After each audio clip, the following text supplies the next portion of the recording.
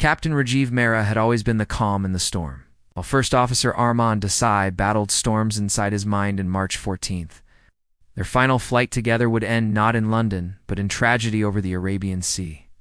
Captain Rajiv Mehra had flown for over 2 decades, but Flight AI271 from Mumbai to London would be his last. The aircraft, a Boeing 787 Dreamliner carrying 242 souls, lifted off at 3:45 p.m. local time. Everything seemed routine until the plane crossed over the Arabian Sea. At exactly 5:12 p.m., it vanished from radar without sending any distress signal. The aviation world froze. Search operations began immediately, with multiple nations dispatching aircraft and ships. Wreckage was found 2 days later, scattered across an uninhabited island chain near Yemen. Authorities confirmed there were no survivors. Initial theories pointed to mechanical failure or turbulence, but investigators were puzzled by the lack of any mayday call. The black box, recovered from the ocean floor, painted a chilling picture. At 5:09 p.m., autopilot disengaged manually. The co-pilot's breathing, previously calm, turned rapid. Background noise suggested a brief struggle, then silence. 3 minutes later, the plane nosedived into the sea.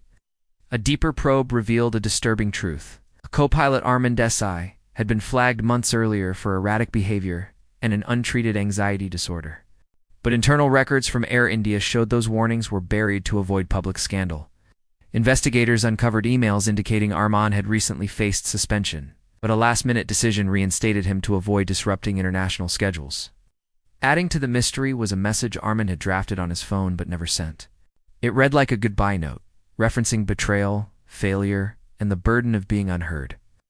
His family later confirmed he had become increasingly paranoid, convinced the airline was conspiring against him. Authorities ruled it a deliberate pilot suicide.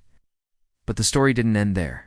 6 months after the crash, a whistleblower leaked internal communications from Air India, revealing that senior executives had falsified crew assessments to maintain performance bonuses. Multiple pilots had flown with compromised mental evaluations. The fallout was immediate. Arrests followed. The airline was sued by dozens of grieving families, and aviation laws in India and the UK were overhauled. What looked like a tragic accident turned out to be a web of negligence, mental illness, and corporate greed. The 242 lives lost were not just victims of one man's collapse, but of a broken system that let it happen.